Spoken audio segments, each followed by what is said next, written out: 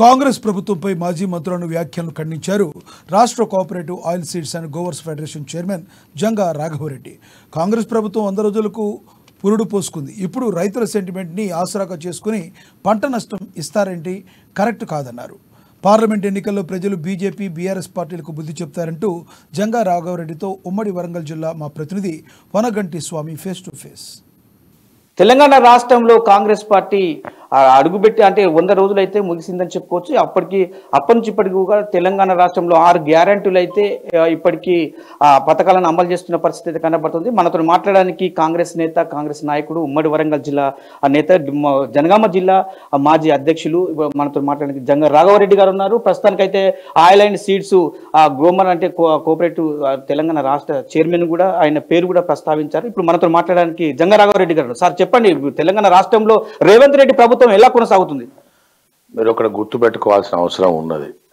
రేవంత్ రెడ్డి వచ్చి ఇప్పటికీ 3 నెలలు మాత్రమే అయింది. 3 నెలల్లో ప్రభుత్వంలో రాకముందు ఏదైతే హామీలు ఇచ్చారో ఇచ్చిన హామీలు దాదాపు 70% పూర్తి చేసిన ఘనత మా కాంగ్రెస్ పార్టీదని చెప్పవచ్చు.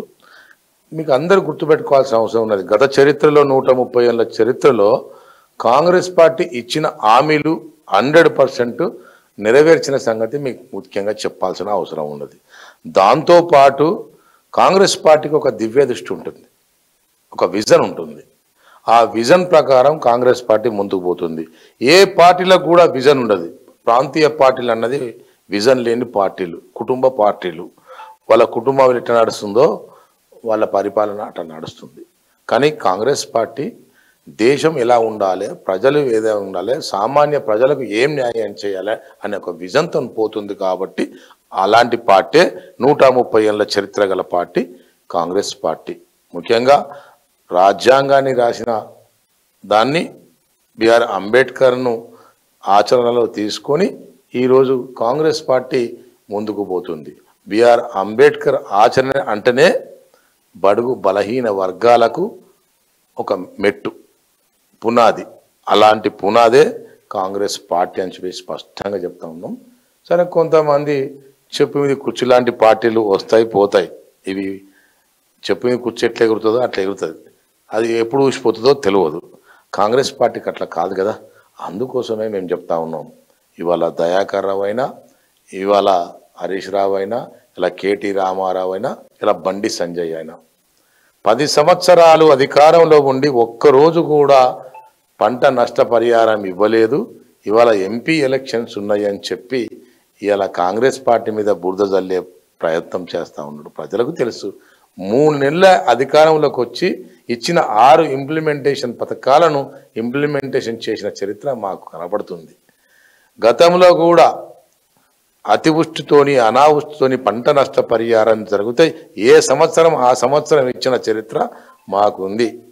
వైఎస్ రాజశేఖర రెడ్డి గారు పాదయాత్ర చేసి రైతులకు 2 లక్షల రుణమాఫీ ఇస్తానని చెప్పి ఇచ్చిన చరిత్ర మాకుంది.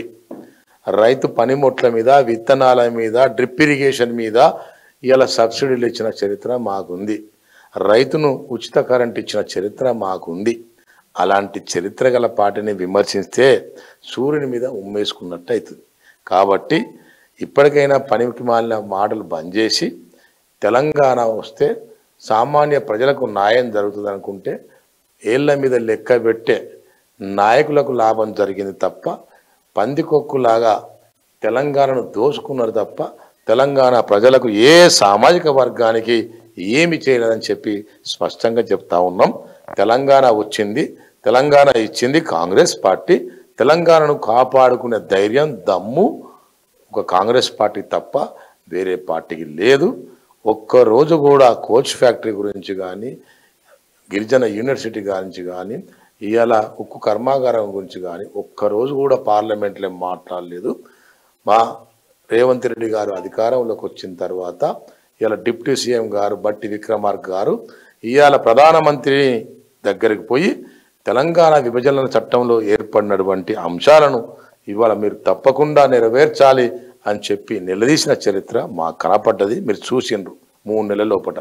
10 సంవత్సరాల కాలంలో పార్లమెంట్లో కానీ వ్యక్తిగతంగా కానీ ఒక్కరోజు కూడా అడగలేదు. ఇంకా దానికి ఎలక్షన్లప్పుడల్లా దానికి రాజీనామాలు చేస్తాం, లేకపోతే గుంజుకుంటాం, మెడలు వంచుతాం, తలలు వంచుతాం అని చెప్పే ఉత్తి మాటలు. కాబట్టి ప్రజల పార్టీ కాంగ్రెస్ పార్టీ, బడుగు బలహీన వర్గాల పార్టీ కాంగ్రెస్ పార్టీ. ఇప్పటికీ చూసుకుంటే తెలంగాణ రాష్ట్రంలో రేవంత్ రెడ్డి నాయకత్వంలో 100 days అంటే 100 రోజులు గడిచినప్పుడు కూడా కాంగ్రెస్ పార్టీ రావాలి, ఆ జాతీయ పార్టీ కాబట్టి మొత్తం అక్కడ కేంద్రంలో కూడా రాహుల్ గాంధీ ప్రధానమంత్రి అవుతాడని చెప్పి కూడా జంగారాఘవరెడ్డి తెలుపుతున్న పరిస్థితి కనపడుతుంది. ఇప్పటికీ తెలంగాణ రాష్ట్రంలో 15కు 15 ఎంపీ స్థానాలు గెలుచుకొని తీరుతామని చెప్పి ఆయన ఒక దీవెనను కూడా వ్యక్తం చేసిన పరిస్థితి కనపడుతుంది. కెమెరా పర్సన్ రాజుతో స్వామి, అమ్మ న్యూస్, వరంగల్.